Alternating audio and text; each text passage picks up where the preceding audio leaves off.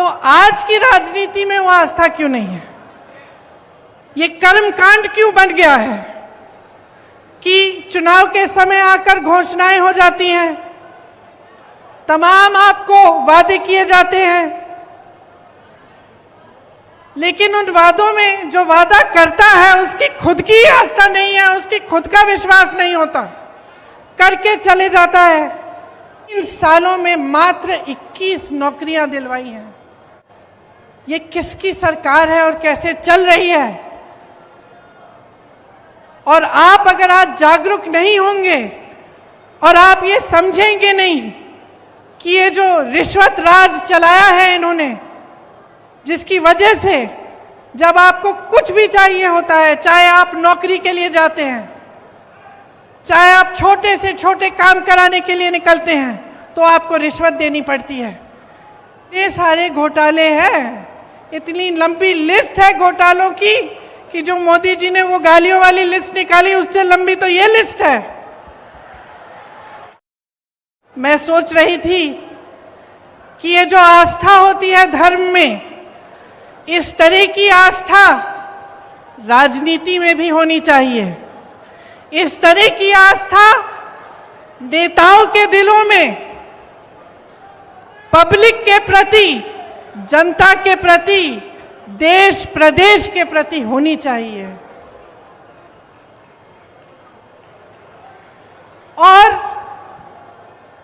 जिन्होंने हमारी स्वतंत्रता की लड़ाई लड़ी, मैं दावे के साथ कह सकती हूं कि उनके दिलों में इस तरह की आस्था थी।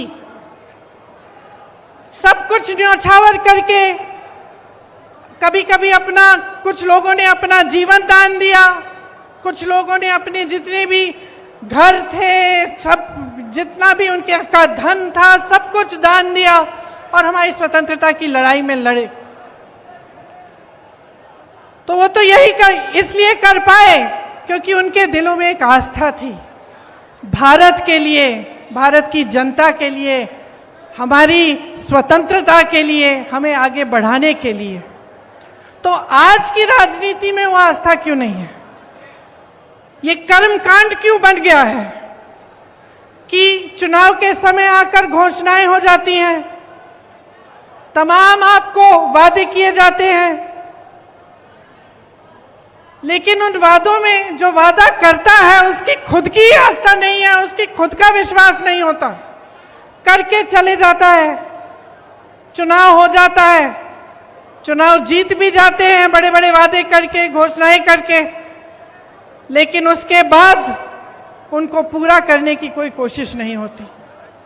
तो आज यहाँ खड़े होकर, इस संस्कारधानी धरती पर खड़े होकर, मैं आपको याद दिलाना चाहती हूँ एक पुरानी राजनीति की, जिसमें हमारे नेता जो कहते थे वो करके दिखाते थे, जिसमें हमारे नेता सब कुछ न्यौछावर करके आपके लिए दिन रात एक करते थे।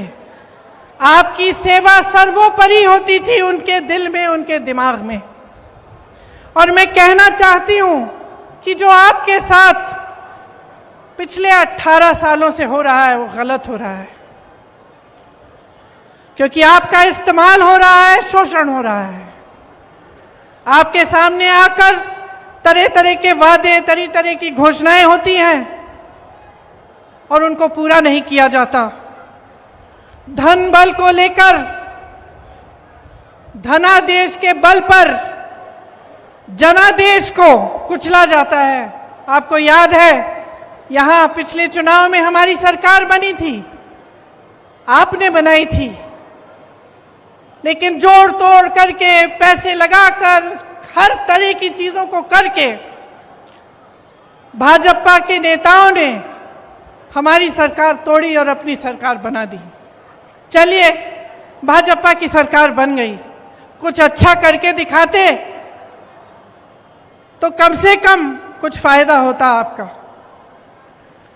लेकिन मुझे खुद ताज्जुब हुआ, आज मैं अपने नोट पढ़ रही थी यहां आने के लिए, भाषण देने के लिए, तो मैं पढ़ रही थी कि कितनी बेरोजगारी है, कि शिक्षा के कोई संस्थान नहीं खोले, महंगाई कितनी बढ़ गई है। और मुझे ताज्जुब हुआ ये पढ़ के कि 3 सालों में इन्होंने मात्र 21 सरकारी नौकरी दी हैं। तो मैंने अपने ऑफिस को फोन किया, मैंने कहा ये गलत होगा, सही नहीं हो सकता ये आंकड़ा, इसको चेक करो, क्योंकि मैं मंच पे बोलूंगी तो गलत चीज नहीं बोलनी चाहिए मुझे। मैंने 3 बार ये आंकड़ा चेक कराया और 3 बार ये जवाब आया कि ये सही आंकड़ा है कि 3 सालों में मात्र 21 नौकरियां दिलवाई हैं। ये किसकी सरकार है और कैसे चल रही है? और आप अगर आज जागरूक नहीं होंगे और आप ये समझेंगे नहीं कि ये जो रिश्वत राज चलाया है इन्होंने, जिसकी वजह से जब आपको कुछ भी चाहिए होता है, चाहे आप नौकरी के लिए जाते हैं, चाहे आप छोटे से छोटे काम कराने के लिए निकलते हैं, तो आपको रिश्वत देनी पड़ती है। तो ये जो रिश्वत राज है इनका, जो घोटाला राज है इनका, इसको अगर आप आज बंद नहीं करेंगे तो आपके भविष्य को क्या होगा? ये सवाल आप अपने आप से पूछिए। घोटाले पे घोटाला हो रहा है यहाँ मध्य प्रदेश में। राशन का घोटाला, स्कॉलरशिप का घोटाला, व्यापम घोटाला, शिक्षक पात्रा भर्ती घोटाला, पुलिस भर्ती का घोटाला, खनन घोटाला, कोरोना घोटाला, बिजली विभाग का घोटाला, ई टेंडर का घोटाला, टीवी सेट वितरण का घोटाला। कितने सारे घोटाले हैं, इतनी लंबी लिस्ट है घोटालों की कि जो मोदी जी ने वो गालियों वाली लिस्ट निकाली, उससे लंबी तो ये लिस्ट है।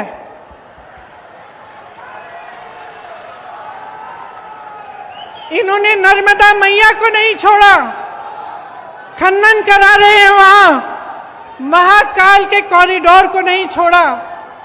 एक पुजारी जी है महाकाल के, मेरा उनसे संपर्क है, उन्होंने मुझे वीडियो भेजा कि तेज हवा चल रही है और जितनी इमारतें इन्होंने बनाई हैं सारी गिर रही हैं, क्योंकि उसमें भी घोटाला किया, उसमें भी किसी ने पैसे खाए हैं। तो कहाँ रुकेंगे ये लोग?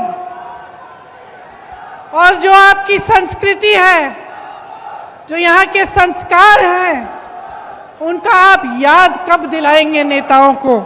ये मैं आपसे पूछना चाहती हूँ। 220 महीनों के शासन में 225 घोटाले किए हैं इन्होंने। तकरीबन हर महीने एक नया घोटाला कर रहे हैं। इससे आपके जीवन पर क्या असर पड़ता है, कभी आपने सोचा है?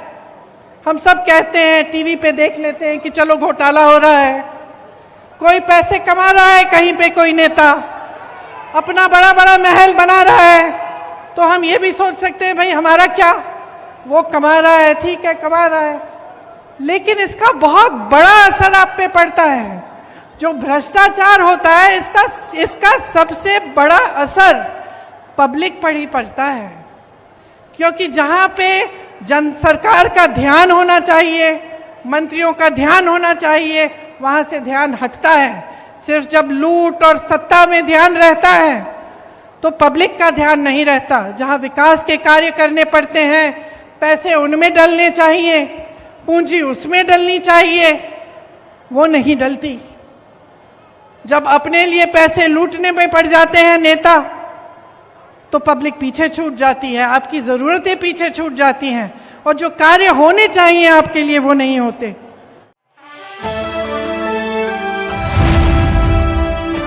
द इंडियन खबर, सच आपके सामने।